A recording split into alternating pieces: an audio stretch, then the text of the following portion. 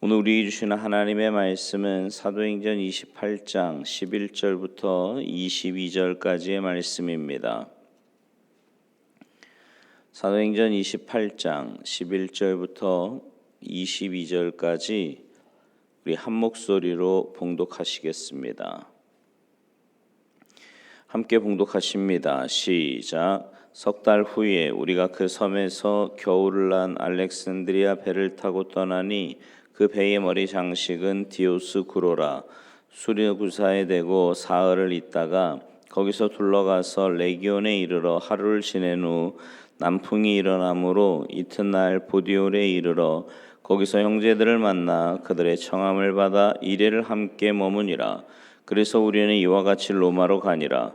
그곳 형제들이 우리 소식을 듣고 아비오 광장과 트레이스 타베르네까지 맞으러 오니 바울이 그들을 보고 하나님께 감사하고 담대한 마음을 얻으니라. 우리가 로마에 들어가니 바울에게는 자기를 지키는 한 군인과 함께 따로 있게 허락하더라. 사흘 후에 바울이 유대인 중 높은 사람들을 청하여 그들이 모인 후에 이르되 여러분 형제들아, 내가 이스라엘 백성이나 우리 조상의 관습을 배척한 일이 없는데 예루살렘에서 로마인의 손에 죄수로 내준 바 되었으니 로마인은 나를 신문하여 죽일 죄목이 없으므로 석방하려 하였으나 유대인들이 반대하기로 내가 마지못하여 가이사에게 상소하며 내 민족을 고발하려는 것이 아니니라. 이러므로 너희를 보고 함께 이야기하려고 청하였으니 이스라엘의 소망으로 말미암아 내가 이 쇠사슬에 매인 바 되었노라. 그들이 이르되 우리가 유대에서 내게 대한 편지도 받은 일이 없고 또 형제 중 누가 와서 내게 대하여 좋지 못한 것을 전하든지 이야기한 일도 없느니라.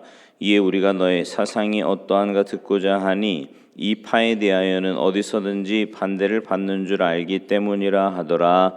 아멘. 할렐루야. 쉬지 않고 기도하지만 고난이 떠나지 않았던 사도 바울.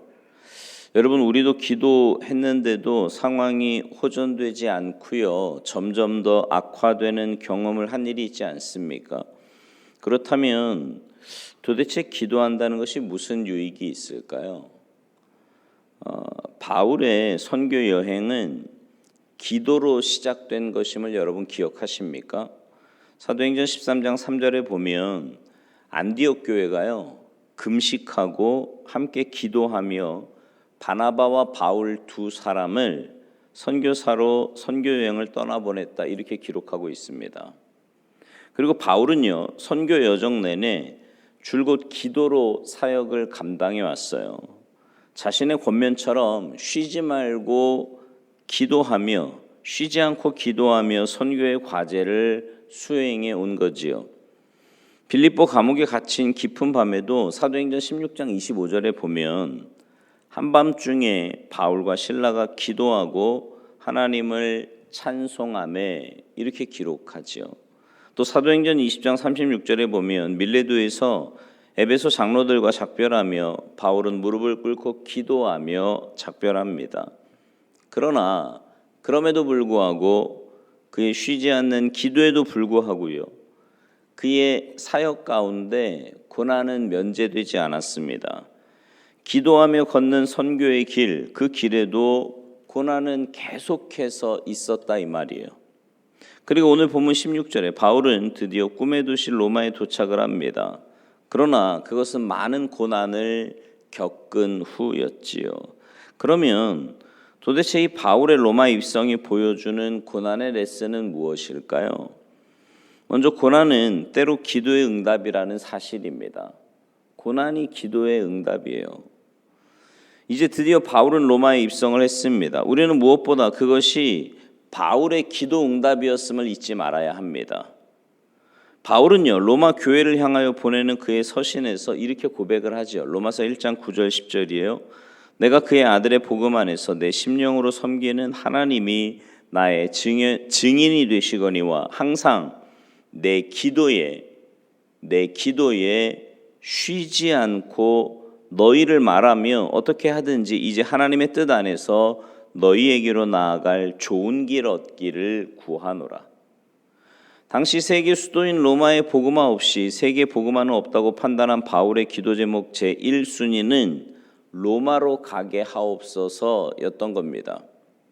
그런데 그 길이 쉽게 열리지 않고 있었어요. 로마서 15장 22절. 그러므로 또한 내가 너희에게 가려 하던 것이 여러 번 막혔더니, 그 길이 쉽게 열리지 않고 오히려 막힌 길로 인한 그의 안타까운 마음을 읽을 수 있지 않습니까? 그런데 한 사건의 상황이 바울을 로마로 인도한 겁니다. 그것은 바로 예루살렘에서의 체포와 가이사랴 재판의 상황, 그리고 가이사에게 상소한 그 사건의 진전 때문이었습니다.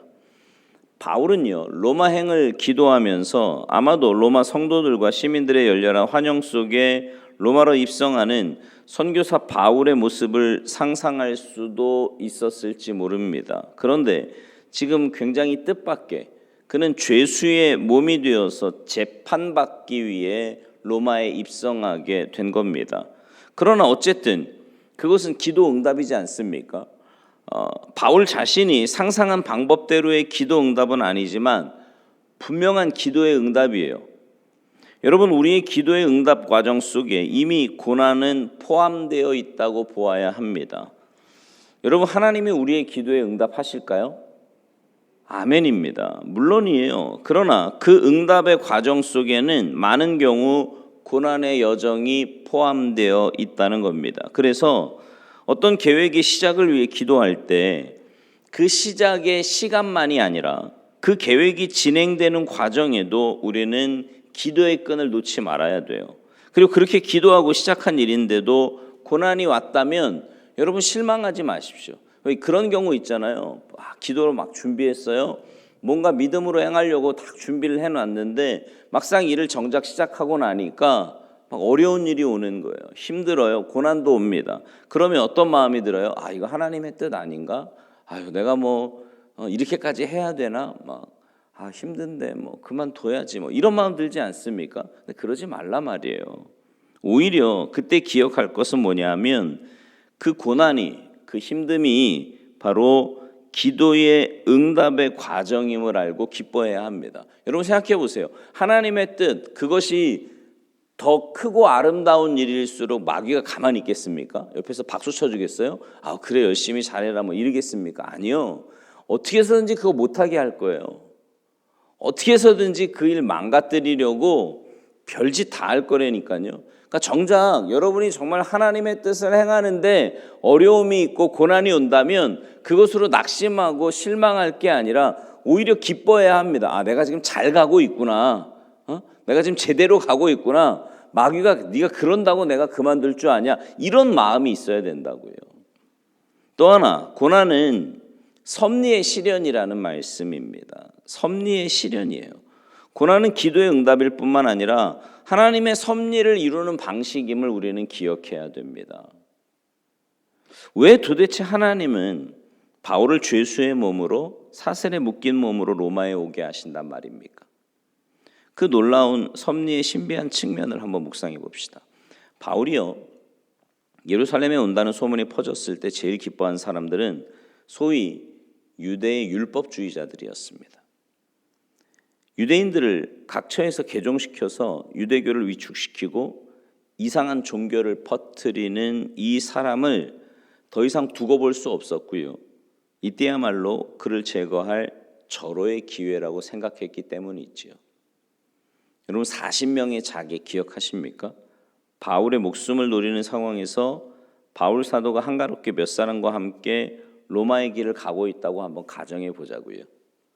바울이 무사히 로마에 도착할 수 있었을까요? 근데 지금 로마의 가이사 황제 재판을 받기 위해 특별 죄수의 몸으로, 정말 꼭 VIP 같지 않습니까? 특별 죄수의 몸으로 잘 훈련된 로마의 특별 경호대 호송을 받으며 목숨의 안전을 보장받고 로마에 왔단 말이죠. 거기다가 바울과 그의 선교팀 일행이 무슨 경제적인 여유가 그렇게 있었겠습니까?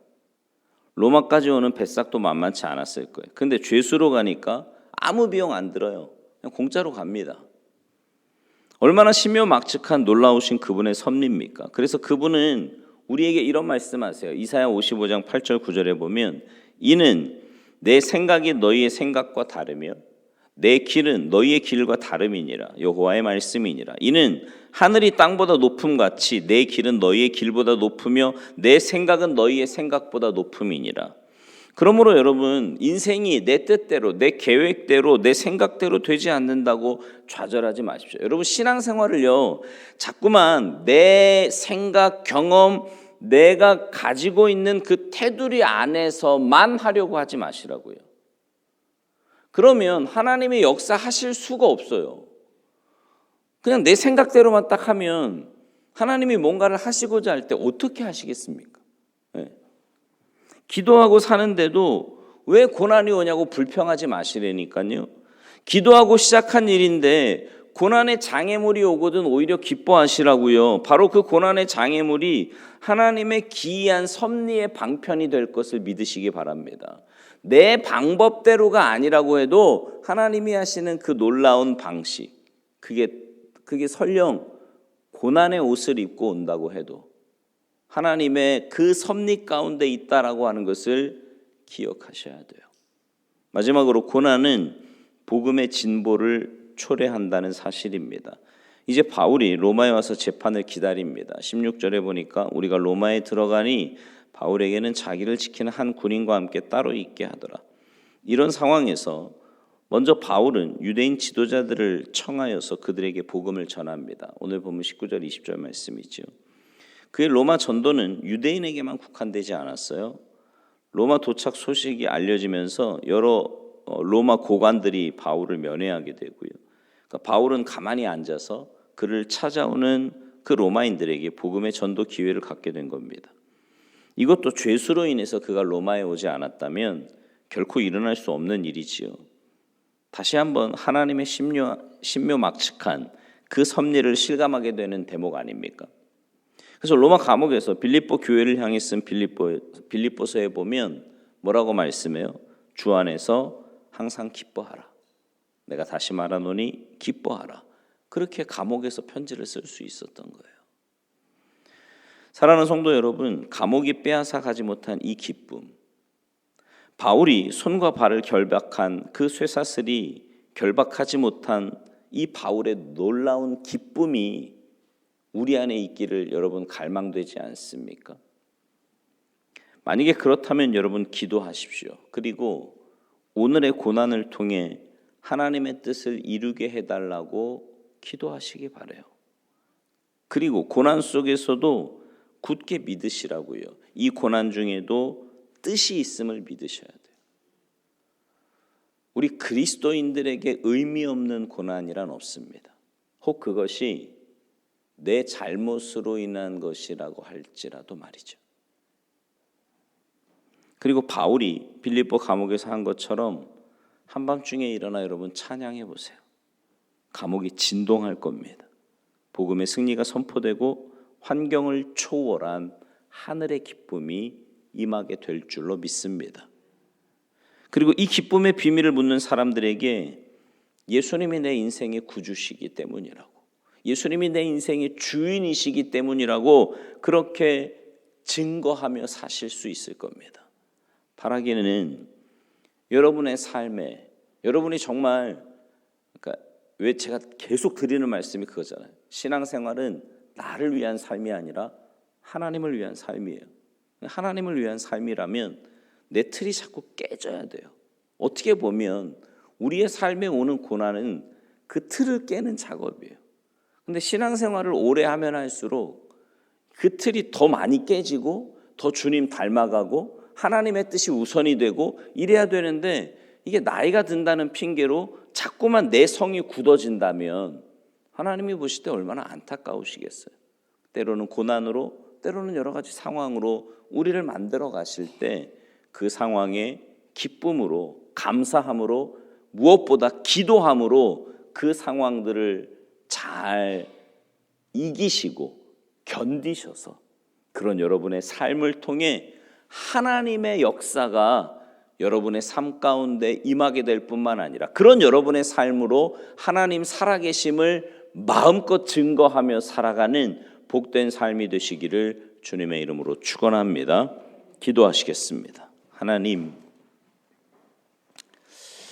때로는 우리의 신앙생활이 참 힘들고 어려워서 내가 이거 제대로 가고 있는 거 맞나 의문이 들 때도 있고, 때로는 그 고난에 져서 하나님의 뜻이고 뭐고 그냥 다 내려놨으면 좋겠다 이런 생각이 들 때도 있지만, 분명한 사실은 그 고난이 나 혼자 걸어가는 외로운 길이 아니라 주님 나와 함께 하시고 함께 아파하시고 무엇보다 우리에게 힘과 은혜로 또 이겨나아갈 새로운 길로 우리를 인도하시는 줄로 믿습니다.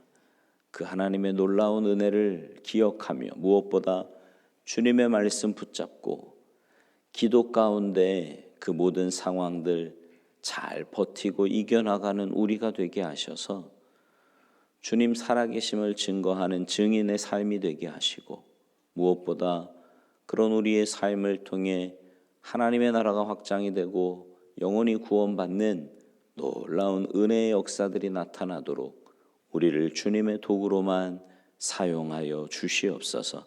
오늘 한날의 삶을 주님께 온전히 의탁하오니 주님 인도하여 주시고 주인 되어 주시고 주님과 행복한 동행하는 복된 한날의 삶이 되도록 은혜 내리어 주시옵소서. 감사드리며 예수님의 이름으로 축복하며 기도하옵나이다. 아멘.